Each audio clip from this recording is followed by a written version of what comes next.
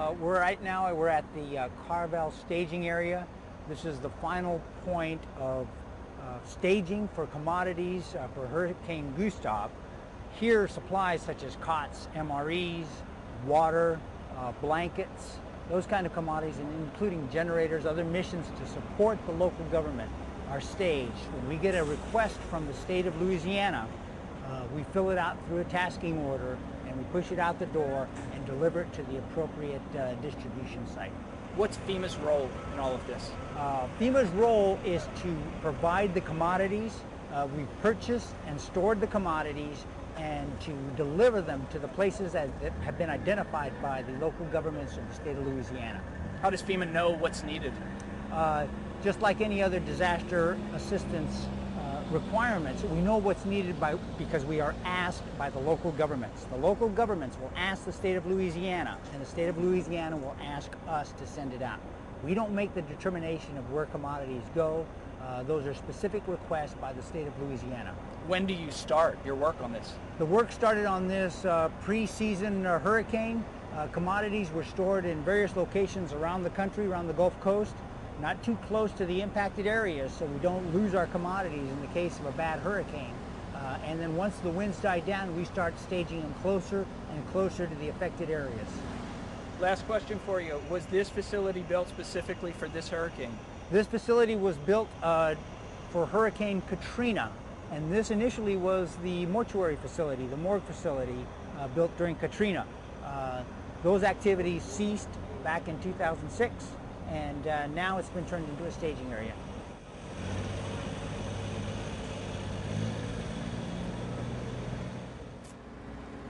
Whatever you got.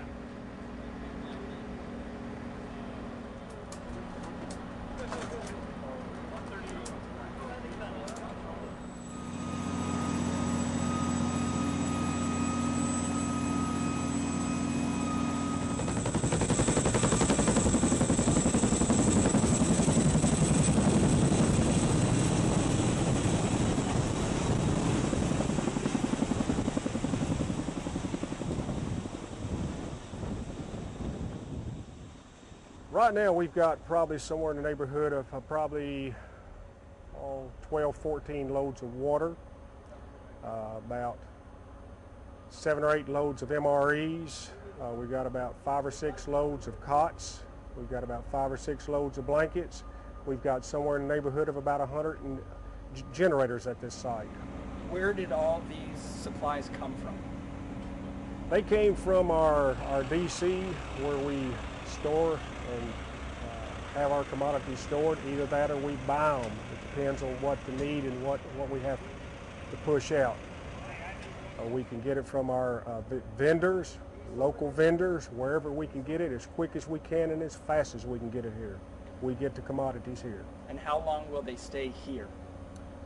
This will probably, the turnover right now is, I'd say they may come in and be shipped out in the same day. Then again, it could be the next day. It depends on what our requirement is, what the state needs, what this disaster needs. And how does that work? How do you find out who needs what when? Well, how it works is the victims. There are number one people we need to keep up with. They're the ones that have to have the need for it. A lot of times people think this is a very slow process when you think about going through the government, state government, or county government, or city government, but it works at a rapid pace. It's faster than what a lot of people think about it. If you're a victim out of the site and you say, hey, I'm without power, I have no water, everything's shut down, he can either get a hold of his state emergency person, he can get a hold of the sheriff or anybody. Make this request, and it's passed up the chain in a matter of couple hours or less, and by the time it reaches our hands for us to ship this commodity out where it needs to go, either as a shelter area, which we have, where we've got some of the people, displaced persons who had to leave their homes for fear of the storm, where we provide the commodities to them. But all this, again, I say, it's got to be the state that has ask FEMA for it. And when they ask us for it, what we do is give. That's our job. is to help the victims and make sure that they get what they need. How many people are working here with you? Oh golly, we've probably got somewhere in the neighborhood of 50, 60 people. That's including the Corps of Engineers. We've got the National Guard here help supporting this mission. We've got FEMA, our personnel. What's your role? I am the site manager. I'm in charge of the whole operation here, making sure that when a request comes in, we meet the demand. We get it out.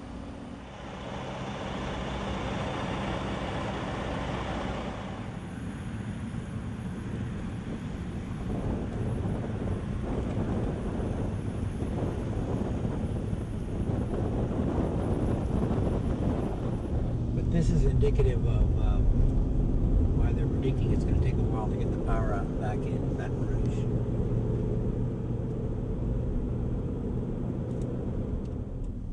This is one of the dynamics that we're always cautious about, and they're going through this now in New Orleans, and even here as they lift evacuations. They're really cautious because people are anxious to get home. Yet there's power lines down, there's trees down, you're jogging through traffic. It takes a while for folks to get through, clear out the traffic lanes, and again, it's always dangerous to have power lines in. As certain lines are re-energized, some may be live and active as they trace the power, how far it goes, if there's additional breaks, and what they're trying to find.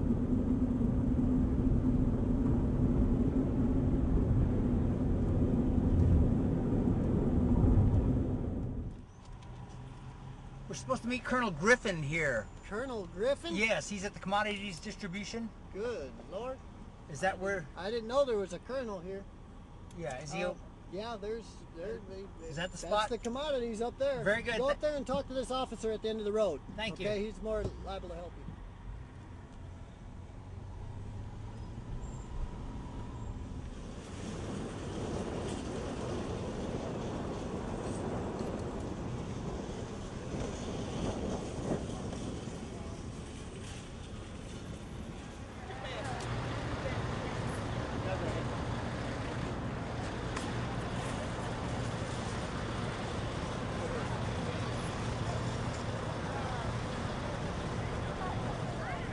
The Guard is, I think we kind of consider ourselves the backup to all the different state agencies.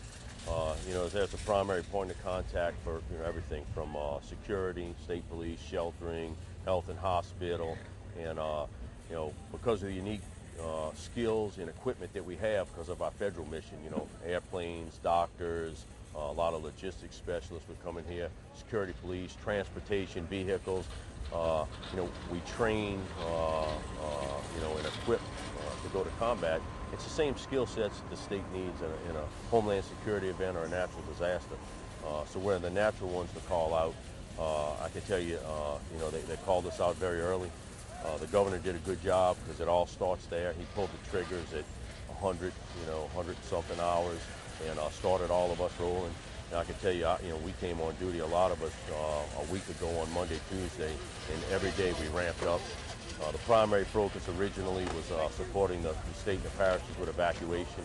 As the storm became imminent, we had to get them out of town. And as we moved past the evacuation, most of the troops, in the local area stayed back to secure the back lines. The looting's a big concern. If we don't show that we've got the neighborhoods controlled, they won't leave. We shifted to supporting the shelters. And, obviously the next priority right after is when the storm passes, search and rescue. Thank goodness we didn't have to have as big of a search and rescue effort as we thought we might have in a Katrina type scenario. While there was a lot of damage, we were able to loosen those resources up pretty good. We went out, surveyed the damage. A lot of engineering teams out there still clearing the debris, opening up the roads so they can restore power and get the infrastructure back in. Those are kind of our biggest missions right now. The infrastructure, certainly this is probably, the #1 priority as everybody re-enters. Electricity's down, a lot of the stores aren't open. So as the parishes request support and the citizens come in, we're standing up these points of distribution like this throughout the state. giving out, you know, essential food, water, ice, tarps for the leaky roofs. We also bring in the donated goods that come in here as they get in. I can tell you today, you know, we have 29 of these stood up throughout, you know, the affected areas, and we're fielding requests and staffing them and standing them up, you know, as they come in. The consumption is extremely high, as you saw coming in here. Most of the sites are this crowded, and you know, go through a fleet of trucks like this, lines like this in a couple hours. So it's really challenging to keep the flow coming in from out of state. And I can tell you, you know, in state we keep big stocks for emergency supplies. You know, when the governor got in office, he got some emergency money down. You know, we had over 1 million MREs and water strategically staged throughout the state so we could quickly respond to evacuations and sheltering operations. And in those 3 days, you know, we had, you know, 600 movements of stuff to all the points, and we completely consumed all the stock in the state. So what's got us now is, you know, we're trying to do everything we can to get as much commodity in the state as we can, as fast as we can, so we can stand up more of these supplies and to restock them. You know, at the same token, there's still some shelters and other ones around the state that we're still doing nursing home critical care that kind of sheltered in place right on the edge of the storm. So we're pushing commodities out to them. Big mission. You know, we've got 3,000 people on military doing just this mission right now. We brought in, and you know, we expect to keep growing that. You know, anticipate 7,000 to 8,000 potentially by this weekend as we stand up these pods. Thank you very much.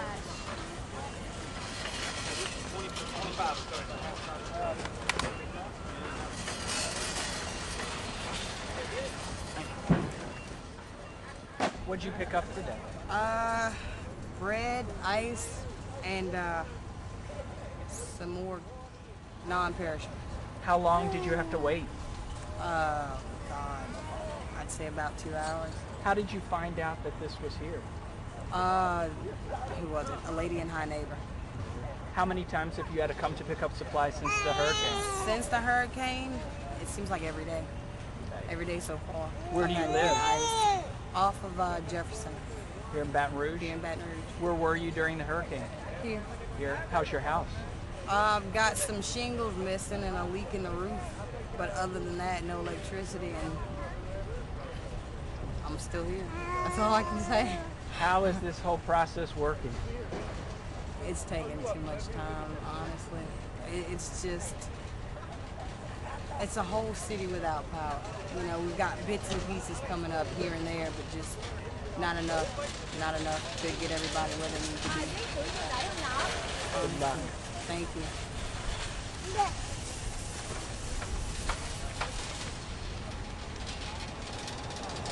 What'd you pick up today? We got some water, some ice, some MREs, and a couple of tarps. What are your greatest needs right now? For us, mostly the ice and the tarps. The water is, we've got water, but we want to make sure that we stay stocked because we don't know how long it's going to be before we get electricity back. Where do you live?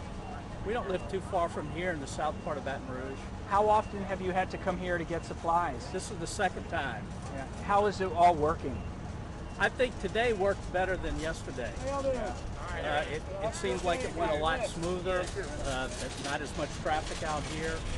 People are lining up. It only took me about 40 minutes today. Yesterday was an hour and 15-minute wait once I got in the line. How many hurricanes have you been through? First one I really remember well was Hurricane Betsy in '65. Wow.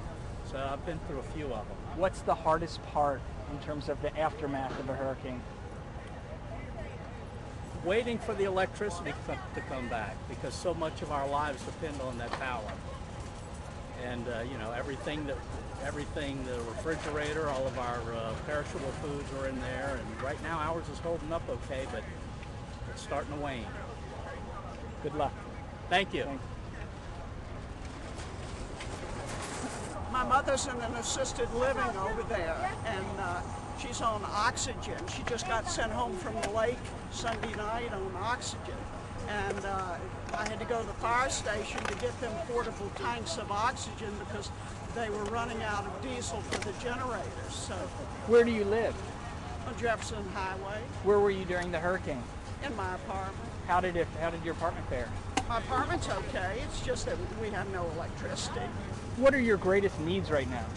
Where I would say ice. My mother sent me out to find ice. She's 91 years old. Have you been able to find any? Well, why do you think I'm standing in this line? How often have you come to a distribution center like this? This is the first time. The first time? Yeah. How did you even know this was here? Because the people at Winn-Dixie told me to come over here. Are there a lot of these available to you? Oh, I don't know. This is the first one I found. You know, we can only get one TV station, that's Channel 9.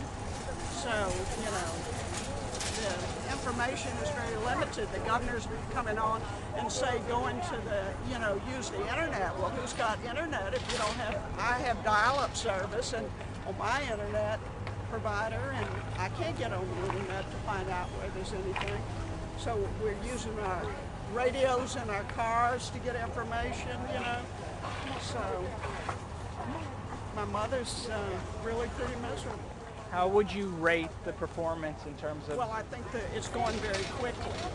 They told us to come in here and park at Kohl's, and then people said you had to get cards, and so we got. I prepared for the storm, and I bought bottled water and stuff like that. So, but my mom is, you know, really miserable, and she's tethered to an oxygen machine, so she can't. They have generators, and it's just the electricity's in the hallway at the assisted living.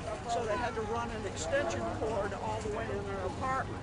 So, you know, if the generator goes out, then, so life is real.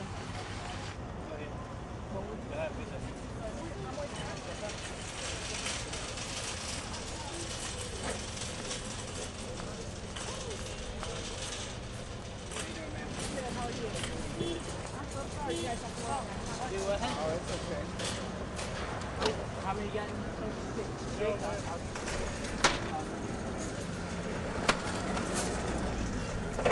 Hi, birthday.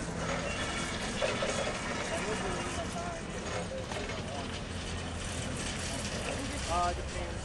If they have more than 2 days, they'll go. Do you need a card? We have 6 in our house. Do we need a card? We don't need tarp. Have a great day. Thank you very much. And thank You guys very much. I wish they would all use TikTok, you know? Yeah, you know. They need to.